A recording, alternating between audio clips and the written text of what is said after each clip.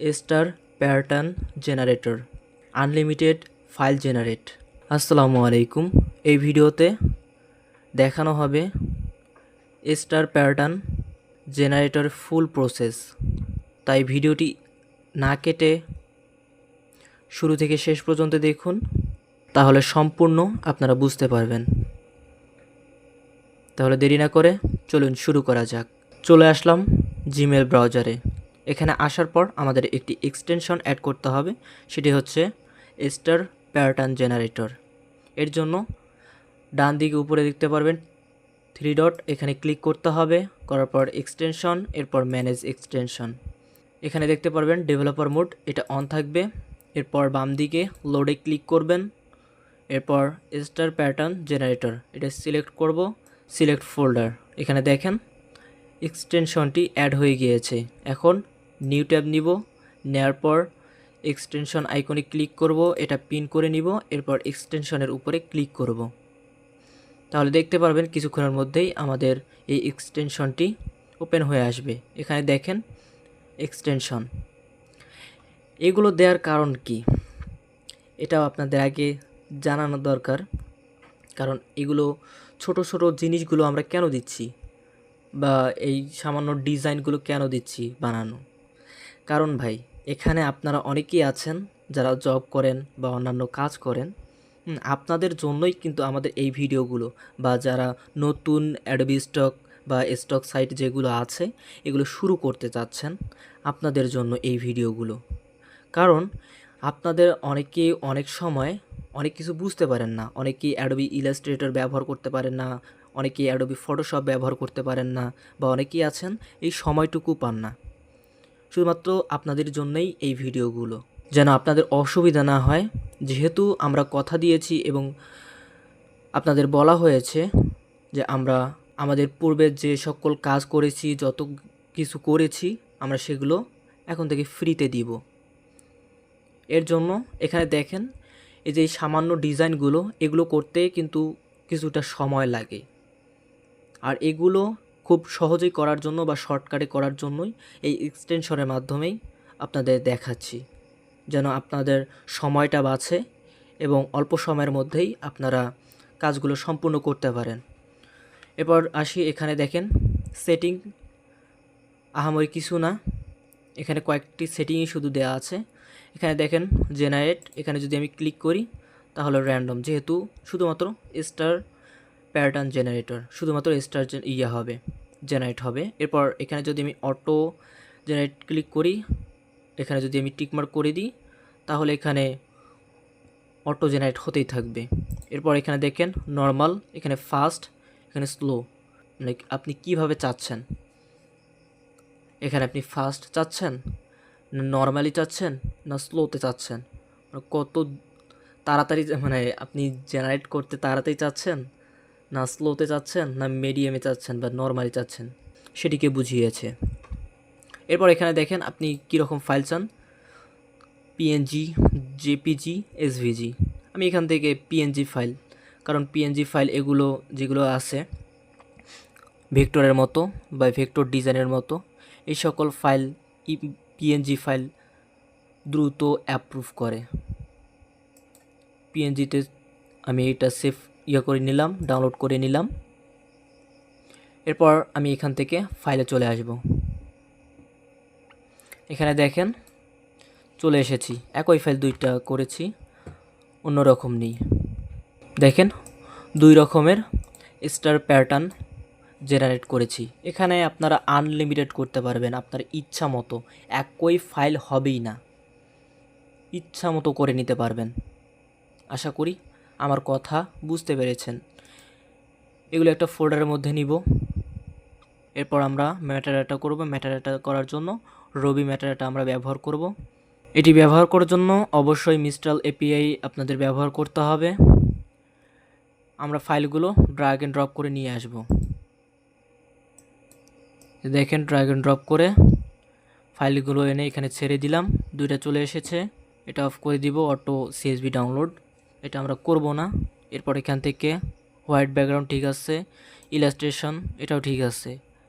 এরপর এখান থেকে আমি জেপিজি করেছি, এর জন্য জেপিজি সিলেক্ট করলাম, সেভ সেটিং, এরপর এখান থেকে জেনারেটে ক্লিক করব। কিছুক্ষণের মধ্যেই ম্যাটাডাটা জেনারেট করে দিবে। এই দেখেন ম্যাটাডাটা জেনারেট হয়ে গিয়েছে। এখন ডাউনলোড করব। ডাউনলোড করে নিলাম। নেওয়ার পর এখন আমরা চলে যাব আইএম স্টকার স্টুডিওতে। চলে আসলাম, এখানে অ্যাড লোকাল ফোল্ডার, এখানে ক্লিক করব, ফোল্ডার সিলেক্ট করব।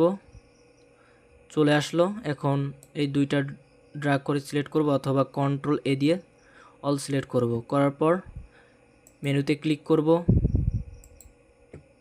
ইম্পোর্ট ম্যাটাডাটা সিএসভি ফাইলটা সিলেক্ট করলাম। করার পর ওপেনে ক্লিক করব। এরপর বেসিক ম্যাটাডাটা, এখানে দুই পাশে একই লেখা থাকবে, উইদাউট এক্সটেনশন এটা অন থাকবে। এরপর ইম্পোর্ট, এখানে দেখেন দুইটা ম্যাটাডাটা হয়ে গিয়েছে। এখন যদি আমরা এখানে পেন্সিল আইকনে ক্লিক করি তাহলে দেখতে পারবেন রিমুভ ট্রেডমার্ক। এখানে যে ভুল ওয়ার্ডগুলো আছে সেগুলো রিমুভ করতে পারবেন, সিমিলার ওয়ার্ডগুলো এগুলো রিমুভ করতে পারবেন। আর যদি আপনি একটা ফাইল শুধু ম্যাটাডাটা করেন সেক্ষেত্রে আপনাদের এইগুলো অপশন ওপেন হবে না বা এগুলো ব্যবহার করতে পারবেন না। একটার বেশি বা একটার অধিক যদি ফাইল আপনারা ম্যাটাডাটা করেন তাহলে এগুলো আপনারা করতে পারবেন। সিলেক্ট করলাম, সিলেক্ট করা শেষ। এরপর সেভ হলে ক্লিক করব। এরপর আমাদের কি করতে হবে, এখানে আমাদের আগে ফাইল সাইজটা দেখতে হবে। যদি এটা ফাইল সাইজ ঠিক থাকে আপলোড করার জন্য তাহলে ঠিক আছে, যদি ফাইল সাইজ কম থাকে সেক্ষেত্রে আমাদের অবশ্যই আপ স্কেল করতে হবে। আর যদি আপনারা এসভিজি ফাইল ডাউনলোড করে অ্যাডোবি ইলাস্ট্রেটরে নিয়ে এসে সেগুলো যদি আবার জেপিজিতে ডাউনলোড করেন সেক্ষেত্রে ওইগুলো আপ স্কেল করার কোনো প্রয়োজন হবে না। আর যদি আপনারা সরাসরি জেপিজি বা পিএনজি ডাউনলোড করেন সেক্ষেত্রে অবশ্যই আপনাকে আপ স্কেল করতে হবে। আপ স্কেল করার জন্য আমাদের অনলাইন আপ স্কেলার আছে, যাদের লো কনফিগারেশনের পিসি আছে তাদের জন্য আমাদের সেই অনলাইন আপ স্কেলার, সেটি আপনারা ব্যবহার করবেন। এখন চলে যাব আমাদের আপ স্কেলারে। এটি হচ্ছে আমাদের অনলাইন আপ স্কেলার। এটা ব্যবহার করার জন্য অবশ্যই কানেক্টে ক্লিক করতে হবে ডান দিকে। আর এটা আপনারা যখন জিমেল ব্রাউজারে আসবেন, আসার পর সার্চ বারে ক্লিক করবেন রবি ইমেজ আপ স্কেলার বা রবি টেকনোলজি ইমেজ আপ স্কেলার, সরাসরি চলে আসবে। এরপরে দেখেন 3টা স্টেপ আছে, এই 3টা স্টেপ ফলো করলেই ইমেজ আপ স্কেল করতে পারবেন। প্রথম স্টেপ, এটা আমাদের ড্রাইভের সাথে অ্যাড করে নিতে হবে। Run anyway, connect to Google drive, এরপর কানেক্টে ক্লিক করব। এখানে কিছুক্ষণ অপেক্ষা করব, এখানে সাকসেসফুল দেখাবে। আর এখানে যে প্রথম অপশন, আপনারা কি করেন, এখানে প্রথম যে অপশন আছে Rabi technology AI image upscaler, আপনারা এইটাই ওপেন করেন, মানে এটাই চালু করেন। এটা কখনোই করবেন না, এটা করার কোনো প্রয়োজন নেই। আশা করি বুঝতে পেরেছেন। আবার বলি, এইটা আপনারা ওপেন করবেন না বা এটা রান করবেন না, কারণ এটার কোনো প্রয়োজন নেই বা এটার কাজ নেই। আপনারা অনেক কী করেন, এখানে প্রথমেরটাই রান করেন আর ইরোর দেখায়, আপনারা আমাদের মেসেজ দেন যে ভাই ইরোর দেখাচ্ছে, আপ স্কেল হচ্ছে না।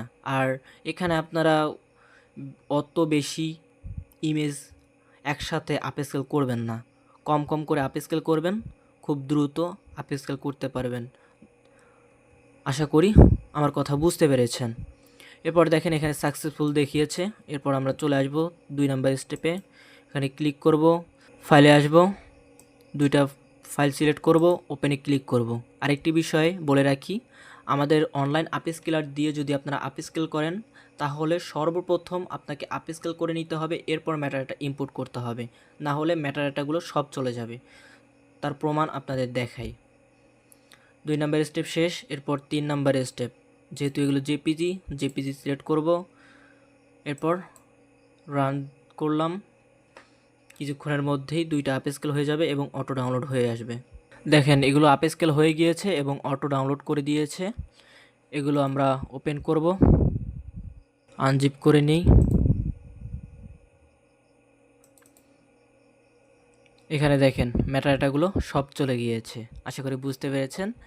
এর জন্য এখন আমাদের করতে হবে, এগুলো আবার ম্যাটাডাটা করতে হবে। এর জন্য আইএম স্টকারে চলে আসব, অ্যাড লোকাল ফোল্ডার, এখান থেকে এই ফোল্ডারটা সিলেক্ট করব, করার পর অল সিলেক্ট করে মেনু বারে ক্লিক করব, ইনপুট মেটাডাটা, CSV ফাইলটা সিলেক্ট করব, ওপেন, একই নিয়ম, এরপর ইম্পোর্ট, দেখেন চলে এসেছে। এরপর এখান থেকে সেটিংয়ে গিয়ে এগুলো রিমুভ করে নিব, নেওয়ার পর সেভ অলে ক্লিক করব।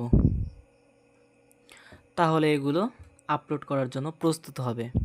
এবং নতুন নতুন আপডেট পেতে অবশ্যই আমাদের রবি টেকনোলজি ফেসবুক পেজ ফলো করবেন এবং রবি টেকনোলজি ইউটিউব চ্যানেল অবশ্যই সাবস্ক্রাইব করবেন। সবাই ভালো থাকেন, আল্লাহ হাফেজ।